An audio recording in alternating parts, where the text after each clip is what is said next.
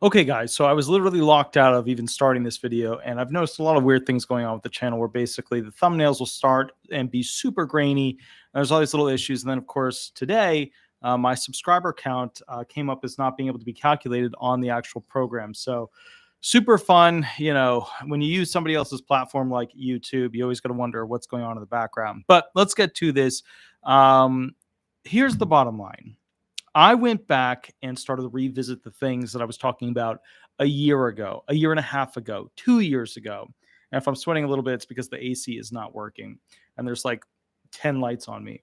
Point is this: these were the original things that I said would limit a person's ability to get a fourth stimulus payment. And this was from, I think, about a year and a half ago that we did this script. Now, I want you to get your betting purses ready, right? Obviously, there's no money involved with this, but I want you to get ready because out of the total of 6 of these items, these were the 6 things on the script. How many of these things do you think I called ahead of time? So there were 6 items. I said, bottom line, hey, one of these might happen. And if one of these happens, we would likely not have a fourth stimulus going forward. This is probably like 2 years old, going way, way, way back. Here are the items that I went through about a year and a half, 2 years ago that I said, if they happened, likely no fourth stimulus. Number 1, impeachment of Biden. That has not happened yet. However, based on the evidence they've collected and the witnesses and the subpoenas and all the, all that stuff that's going to be going on in the near future, it's almost certain at this point that he will have essentially an impeachment that occurs, especially with what's happening with the House Speaker, etc. So we haven't gotten to that one yet. Number 2, a World War III would begin with USA troops defending Ukraine. That's a half one, right? We do have some troops on, around, etc. in that area. We know that Ukraine's doing very poorly in the war. We know that Russia's beating them pretty well. So that's a half one. That's a half one. Number 3, Congress finds a solution to fix the trust fund problem. We knew that was not going to happen. We knew that they were not going to invest the money, nor the time, nor the energy, nor the brilliance to fix it. We knew that. They're spending way too much time on, all these other things, Ukraine and now Israel, etc. Okay. Number 4, a nuclear bomb explodes anywheres. Well, I was really hoping that one wouldn't happen, and I'm glad to say still that one has not happened. Number 5, the dollar stays at 3 to 4% inflation through 2023. Now, I called that one no problem. I called that one like a year and a half ago, 2 years ago. Bottom line is we're at like a 3.1 COLA. That's what it's likely to be. I called that one. Number 6, Hunter Biden gets charged. Boy, did I call that one. Knew that one was coming. So if any of these were to occur, it would greatly reduce the likelihood that the American people would receive a stimulus going forward. And the reason why is that they either harm the president or they harm the country and cause Congress to redirect its energy elsewhere. So just to go through those again, impeachment of Biden, that one's going to be coming up very likely. World War III, that one's going to be coming up very likely. Congress finds a solution to fix the trust funds. That's not going to happen. A nuclear bomb explodes. We hope not. The dollar stays at 3 to 4%. I got that one. Hunter Biden gets charged. I got that one. So if we're fair about this, we know that 2 are on the way. 2 I got, I was correct on, and then 2 have not happened. What's my point with all of this? Going back and revisiting essentially this idea of a stimulus payment is something that we need to understand from a very basic fundamental point, which is number 1, people need more money. Inflation is so out of control, and the cost of living adjustment is not accurate for what people have to actually pay, that people need more money. So what's weird is that Biden was to be the president that stands up for the little guy, but in reality, the little guy is bankrupted by how things have been going on. There is such a strong connection, and we ignore it very heavily. We ignore it very heavily between the rich and the very poor. And it's weird because the media never really draws a connection between these two entities, but they're incredibly, incredibly strongly tied. The rich rely on the super poor to do the jobs that they need for their corporations to make more and more money. We're not at the point where we have artificial robots that can do that stuff. We're just not there yet. The poor rely on the rich for the rich to go ahead and make products and distribute products so that they're cheap enough so that the poor can purchase them. That's the cycle, the cyclical cycle of the United States capitalism-based marketplace. Okay. The problem we have is that we are seeing a unique situation occurring. Now, many of you have seen the bond market fiasco that's going on. There's a massive dip, and it's not going obviously back up. It's staying at a lower shelf at this point. Now, many of you have seen where the price of oil is going over $100 per barrel, which means that, buying oil or even products relating from oil, which is basically every product somewhere along the line, for the most part, that we consume en masse, uses an engine that uses oil and uses fuel. Because remember, when it comes to most of these engines out there, they need gasoline or diesel. They need a fuel. They need oil, the lubricant. They need air, right? Air is the thing that goes ahead and helps the fire, They need a spark, something to spark it. Unless it's diesel, then compression is the spark. And those are the main functional requirements of making that engine do what it needs to do to give us products that we use. That's the reality of it. The truck's driving down the road, the tractor's driving up the hill, etc.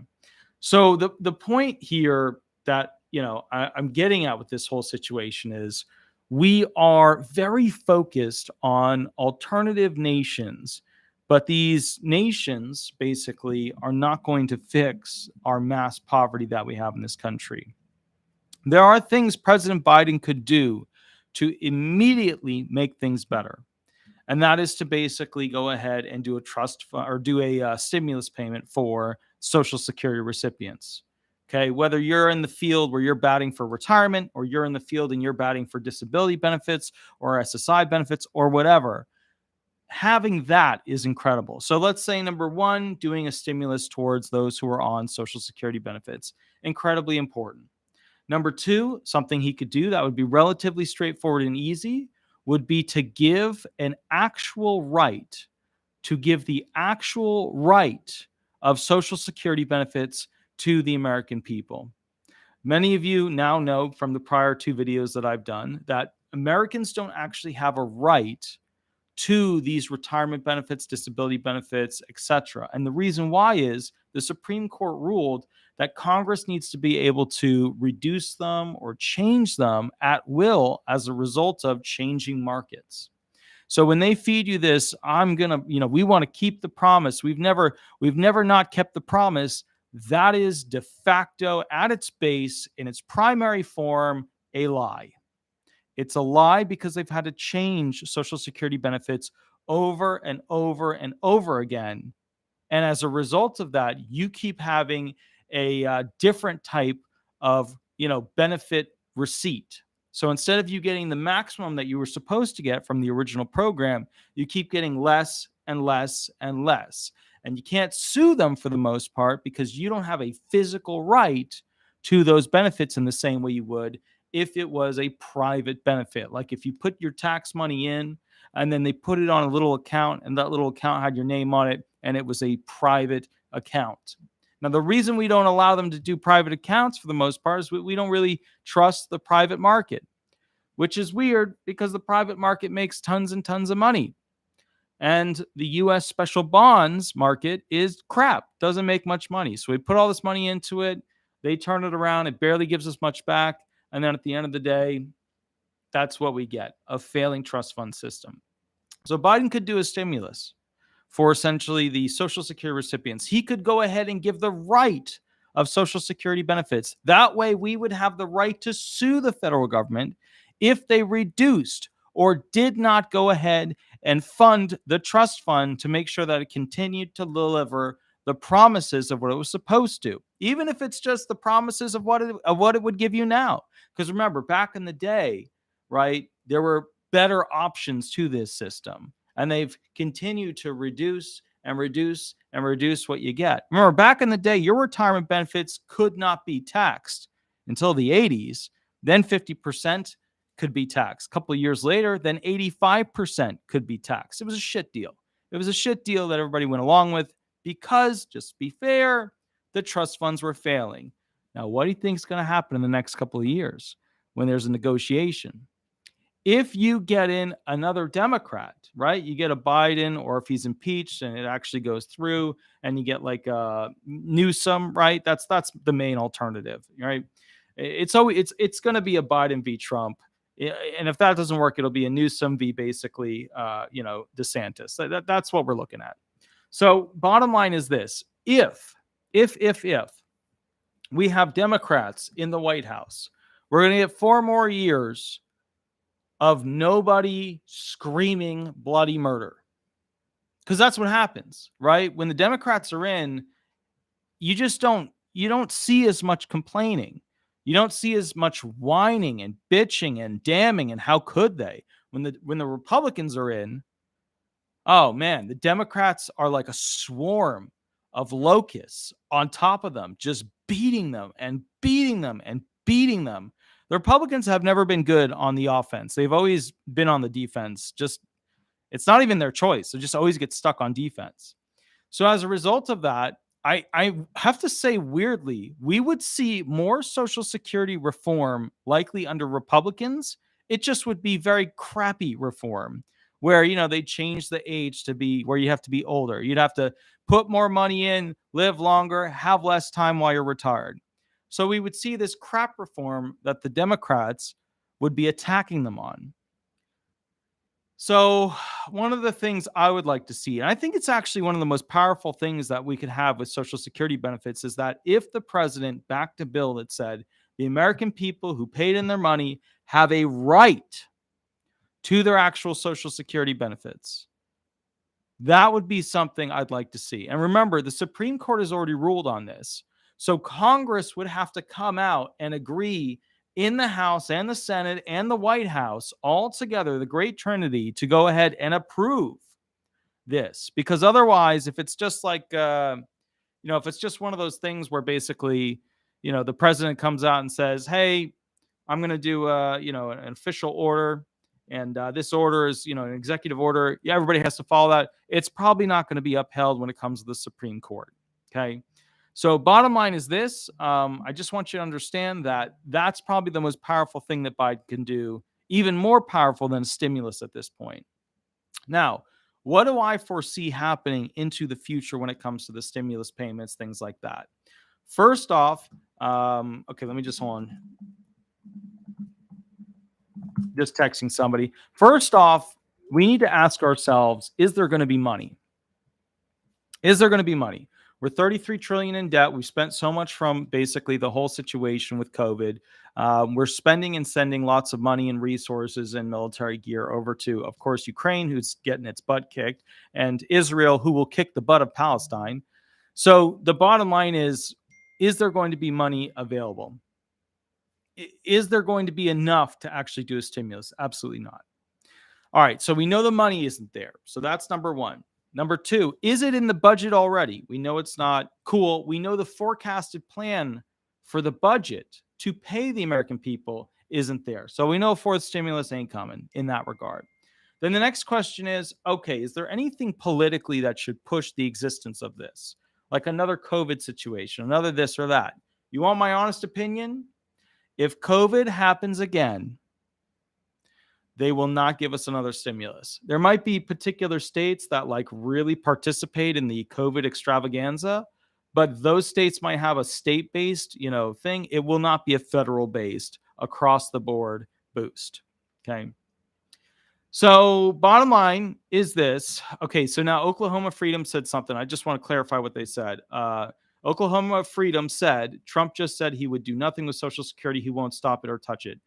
The truth about Trump is that, yes, he states that, but then when he gets in, he puts a commissioner that's a super, capitalism marketplace oriented individual into the commissioner position with the SSA. And when they do that, they start making these aggressive maneuvers to cut off benefits and reduce the likelihood of people being found disabled, to reduce the likelihood of people being able to access these benefits as easily. So yeah, while he says he's not going to touch it, he's going to put commissioner in that's not going to play ball with the way it's supposed to be run, which is like a nonprofit, which is basically making sure people have their benefits. Now, with that said, obviously the economy is not going well under Biden. The economy was going way better under Trump. You know, the overall movement and direction of the marketplace was doing better under Trump. I can now calculate and know that the economy's significant reduction in the dollar's worth would have essentially been, it would have been better to basically have a better economy than a fourth stimulus. And we didn't even get a fourth stimulus, right? There were two for the first guy and then one with the second guy. So I know that the problem is when you look at the two options, you have basically a person who has had complete omissions to act, which people always say, well, if he had the full congressional support of the House and the Senate, he had enough. Very rarely do presidents get that much to make their plays on the field of Congress. He had more than enough to do Social Security reform. He had more than enough. Now, the other side of the argument is that potentially Biden, in his second term, if he gets a second term, will no longer feel the hot breath of getting kicked out, because he's in his second term. He's term limited at that point. If he makes it to that, in all reality, the evidence is so shocking. It's honestly, President Biden will very likely go down in history as somebody who did more horrific things than Nixon with the whole Watergate scandal.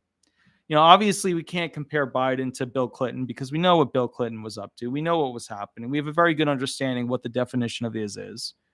But at the end of the day, we know that the evidence they have now against Biden is stronger than what they had against Nixon. So, it doesn't help when you got a son, Hunter, like that, who causes all these problems, and then you have to go along with it to kind of fix his issues. So it's a tough situation. We've got essentially one president who has to survive into a second term to calm down the family problems. And then we got another president who's being attacked by everybody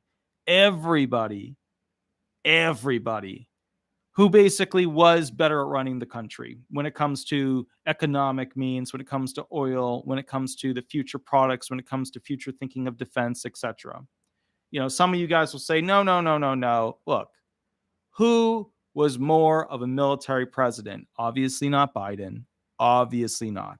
Obviously that was a Trump gig.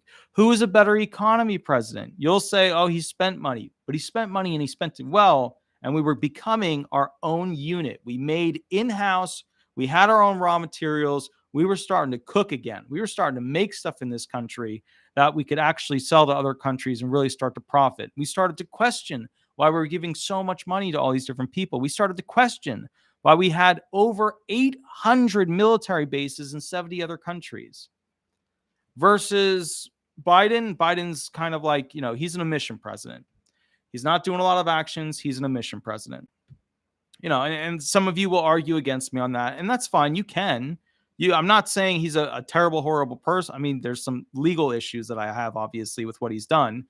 But at the end of the day, I think you would agree, if we're being honest with each other about this, that at the end of the day, he's more of like a placeholder where he's not doing a lot of actions. If he were doing tons and tons of actions, he'd be doing a lot more press conferences. There'd be a lot more things to talk about. He's more of a reactionary president. There's a hurricane, he'll show up in a bit. There's a potential war starting in the Middle East, he'll show up and give a press conference on that. But when it comes to press conference, what did he get done? What did he get done? Realistically, not much. Think about it. He basically had, if we're being really honest with each other about this, the perfect setup. He had the House, and now, of course, you guys will argue two of them were, not real Democrats. But see, that was the thing. If you guys go back and study what those two individuals really wanted, it was negotiations. They were willing to pass a lot of his stuff. They just wanted to tailor it more to the specific needs instead of having this wild free-for-all of spending, which is ultimately what passed anyways. So he got what he wanted anyways. I think one of the big things that bothers me about this whole situation, I see Oklahoma Freedom said, what do you think about JFK on Social Security? I have a lot of thoughts on him. I've been reserved about it because I want to see what's going to happen with him because he may get knocked out of this whole thing before it even matters. Look, I've always been a big fan of Kennedy's. when it comes to the political doctrines and ideology. Remember, I'm a space person. I like traveling to space, finding new worlds, the idea of basically finding minerals, making minerals vastly available, in this country, in America and the rest of the world. And let's be honest here. The future of the human race is based on raw materials. Okay. So, Kennedy's understood that. Remember, I'm the guy that's working on in my spare time, which I never get any of, Space Constitution, the first all-encompassing template constitution that future space groups can use, whether they're setting up a colony on Mars or they're setting up, some space station where they're all going to live. The point is this: raw materials are what make countries twirl, right? It's what makes them go round and round. Now, at some point, we will have the technology to know what the actual makeup, right? So we'll take smaller pieces and we will create those elements, those things that we need, the copper, the gold, the diamonds, the whatever. We'll be able to make them, but we're not there yet. So in the immediate sense, what we have is going out into space, capturing space rocks, right? That have lots of diamonds or gold or marbles or whatever. Marbles. And then we bring them to a spot where we can mine them, bring it back to Earth, use the raw materials. Cool. All of that is a weird, locomotive train version of where we'll ultimately be, which is a science lab that is able to go ahead and take the base particles, the smallest particles that exist, and create these elements on their own, therefore giving us raw materials. That's the future. So when it comes from my perspective of looking at what do we need to be very strong on, what do we need to be very aggressive on, we need to be very aggressive on protecting space. Like, the satellites. How often have you guys used the satellites, right? Think about it with your phone. How many of you have had GPS or a cell phone call, right? How many of you have a watch that talks to the satellites? How many of you have looked at a hurricane and said, oh, that sucks, from the satellites, right? We have to protect these satellites. And the truth is, China has technology and has already started to take out large groupings of satellites. So we have to be able to protect them. Are we set up to do that? Well, we're moving in that direction, right? What happens when we have international or I guess it would be interworld space travel, right? We're traveling, we've got space buses that go in between Earth and the moon and Earth and Mars and whatever. What happens when that happens? Well, it's the same crap we experienced back in the day when we had cowboys, right? There's going to be people riding up beside them and then stealing all their crap and their vehicle and then putting them out the space chute into the great cold vacuum of space. Same crap, different story. It's just not going to be a Western this time. It's going to be a space odyssey. So we need to have protection and we need to start thinking in that direction. Okay. So as a result, right, and I keep seeing all these like justice matters, this or that, you guys got to understand both of them are criminals. Both of them are criminals. They've both done criminal things. They're both, look, they're running for president 2025 to be in that chair to absolve their criminal issues, right? They've all done something to get to be a vice president or a president. You had to somewhere do something to get up that high and then get away with it, which is ironic because when you get into those positions, everybody starts taking a look at you in a very, very heavy way. I mean, Supreme Court justices, they're looking at like that party you went to when you were in college, which is insanity. By the way, guys, if we ever have to go back to that party that I went to in college, if they ever have any video footage of how I got hit by that cab, let me know. I'd love to know so I could figure out how to go after that cab company. Although I was a little bit drunk, so we're going to have to work on that one. All right, so the point is this. I would like to see America be strong. The only way I see Social Security benefits, stimulus payments, future increases, the promise of rights for Social Security benefits in the future is if the economy improves. If the economy does not improve, we're not going to get any of that stuff. They're not going to give it to us. They don't have the money to promise us stuff. It's like America's like a Walmart that doesn't have much on the shelves. Okay? They don't have the money for it. And I'm not saying this to be mean. I'm not saying this to say, hey, well, it is. What I'm saying is we have to go back to a capitalism that worked for us, where we had enough. Because think about it. Each retired person now is having less than the prior generations that existed before them. And that's bad. I've never seen the culture of Social Security beneficiaries change so much. I've never seen so many people just become accepting of where they're at and what they have and what's going on.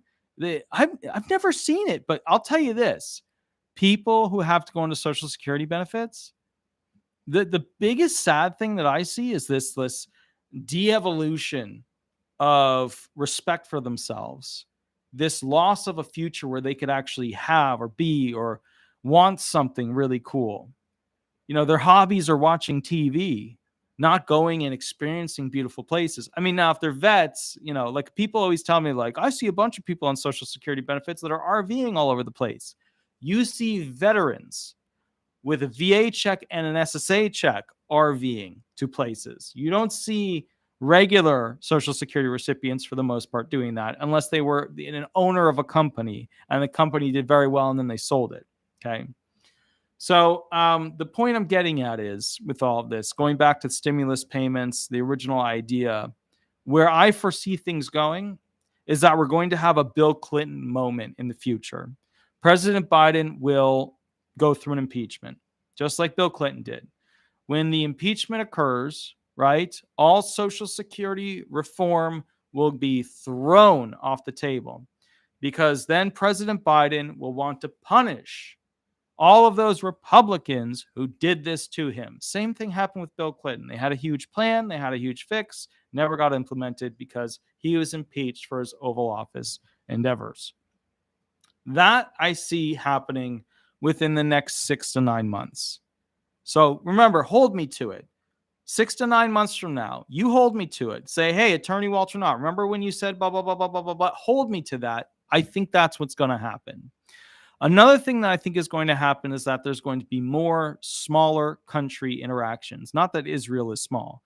Israel is a very, very wealthy country. They have some of the best medical on earth. They have some of the best military gear on earth. They're a very, very wealthy country. However, which is why Palestine is never going to be able to do anything against them in the long run. I mean, they've had their big shock and awe moment. They're not going to have a second one. So the point here is this, you know, going forward with this whole thing, we will probably see more aggressive battles occurring between other countries. And you know why we didn't have all these little battles and countries fighting it out with everybody back in the day? It's because America was in the Middle East. We already had the gear there. We already had the missiles there. If somebody did something that we didn't like, we could Uber the armament to that spot. You know what I mean? Like, it was there and ready to go. Now we're out of there. It's a different world. Now all these little things are going to start happening again. Now, what happens when America leaves the Middle East? Terrorists, they flock and they grow bigger and they get more money. And then all of a sudden they end up in Canada. And then all of a sudden they end up in the United States. And then all of a sudden we have another 9/11 situation. That's what's likely to happen over the next couple of years. We're likely to have another 9/11 situation, in which case there's a pretty big loss.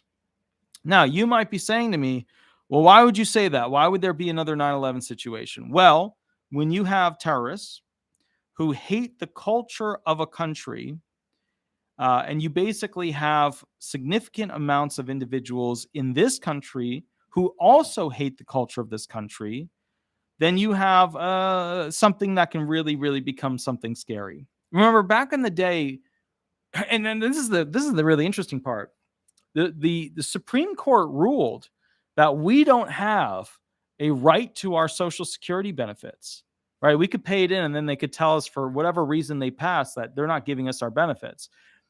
They ruled that because a guy who in the 1930s, who got to here in America in the 1980s, so in the 1930s was a communist, worked his whole life until he retired in his 1950s era, and then they deported him, and he said, hey, I paid in all this money my whole work life in America. You owe me retirement. America said to him, sucks to be you. We don't owe you the right. You get deported, you don't get the money. You were a communist in the 30s. Deportation. So then obviously you had to go work in another country again just to be able to survive.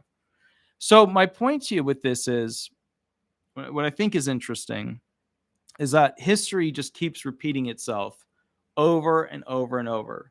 I think ultimately what we're going to end up with are different classes of individuals when it comes to Social Security benefits.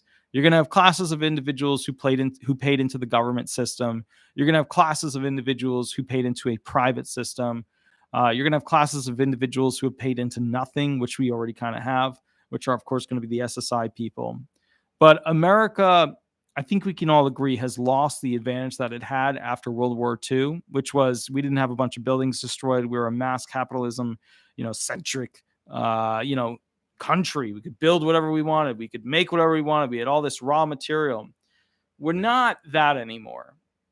Expect China, expect India, expect Australia, expect Russia, although that's on the lower of the pile, to actually surpass us on some of these financial categories that we've held the crown to for the longest period of time. Okay, so bottom line is this. I hope you guys are doing well. The next video we're going to be going over basically is a really interesting one. This was supposed to be just an intro one, not a big one. But the next video we're going to be going over is basically 5 things that SSI people will never have going forward. Because with the devaluation of the dollar, they're only getting $914 per month.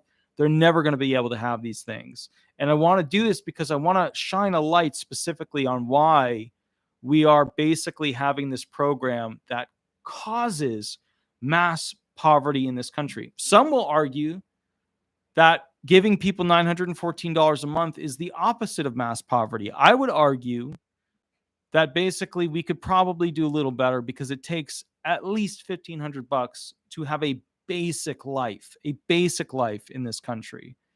Now, other people will argue, oh, well, look at all those homeless people with those iPhones and the this and the that. And, they got an electric scooter and they got a this and a that.